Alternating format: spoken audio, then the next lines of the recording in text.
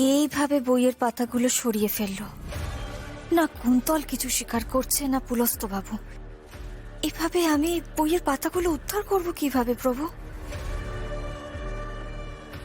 বৌদি ভাই,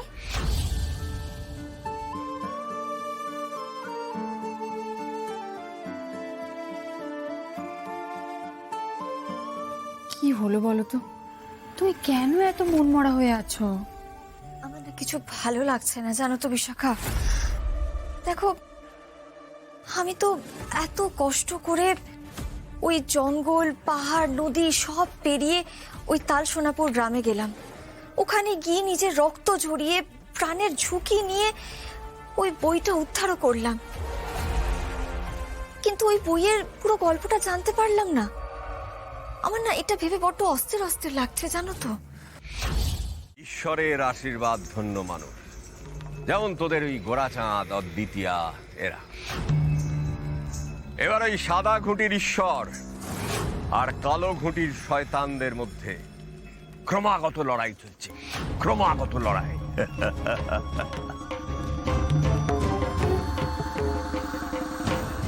আর আমার বড় অভিসন্ধি হচ্ছে এই সাদা ঘুঁটিগুলোকে হারিয়ে দেওয়া।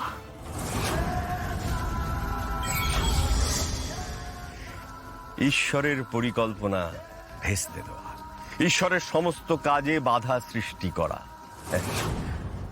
সমস্ত শুভ শক্তি, সমস্ত আলোর শক্তির সঙ্গে আমার চিরকালের লড়াই।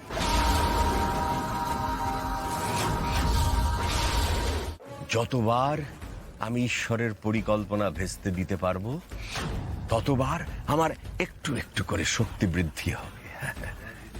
আমি এক ধাপ করে এগিয়ে যেতে পারবো।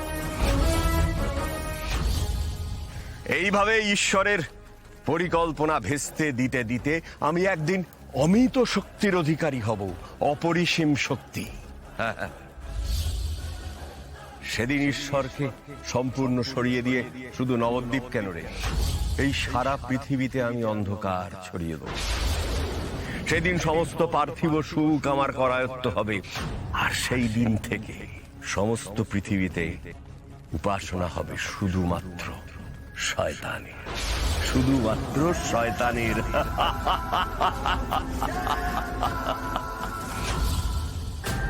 কিন্তু আপনি যা বলছেন, আপনার উদ্দেশ্য তো অনেক বড়। তাহলে আপনি এই গোরাদা আর অদ্বিতীয়ার উপর আটকে আছেন কেন? কারণ গোরাচাঁদ আর অদ্বিতীয়াও তো ঈশ্বরের আশীর্বাদ ধন্য, তাই না? এই যে ধর 7 জন্ম ধরে ওরা পরস্পরকে ভালোবেসে আসছে, পরস্পরের সঙ্গে মিলিত হওয়ার চেষ্টা করছে। এটাও তো ঈশ্বরের পরিকল্পনা অনুযায়ী। ঈশ্বর তো চান ওদের মিলিয়ে দিতে, কাজে ওদের তো আমাকে আটকাতেই হবে, আমাকে আটকাতেই হবে।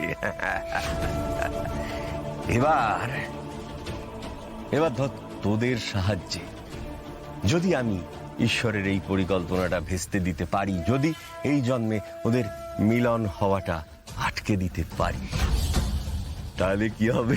তাহলে ঈশ্বরের ওপর একটা মোক্ষম দান দেওয়া হবে রে। আমার শক্তি আরো একটু বাড়বে, পৃথিবীতে আরো একটু অন্ধকার ছড়িয়ে পড়বে। এইভাবে ক্রমশ সারা পৃথিবীতে একদিন। তোমার রূপ কি তেমন মানুষ? আমার তো মনে হয় না সে তেমন বলে। আর কতক্ষণ এইভাবে বসে থাকবো বলো তো?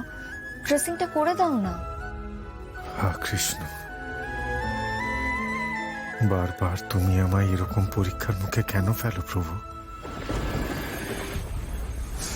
তাহলে গোরাচাঁদ আর অদ্বিতীয়াকে আমরা আটকাবো কি করে গুরুদেব?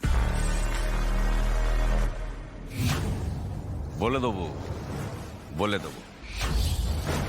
যথা সময়ে তোরা আমার পরবর্তী পরিকল্পনা জানতে পারবি।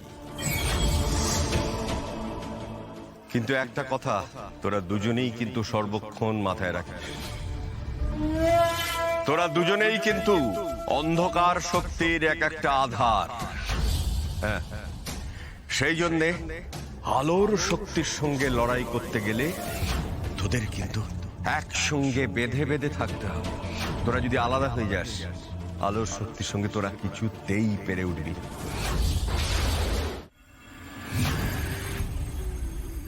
আচ্ছা ঠিক আছে, আমি করে দিচ্ছি ড্রেসিং। ক্ষমা করো রূপ, ক্ষমা করো। मदनो मनोहर वेशम् न कुरुनितं गमन विलम्बन मनुषरतं हृदयेशम् रति सुख सारे गतम्। কি দাদা ভাইকে কেমন বৌদি ভাইয়ের কাছে সেট করে দিলাম বলো? একদম। আচ্ছা শোনো, আমাদের এখানকার কাজ শেষ, এবার চলো আমরা ওদেরকে একা ছেড়ে দিই। চলো চলো।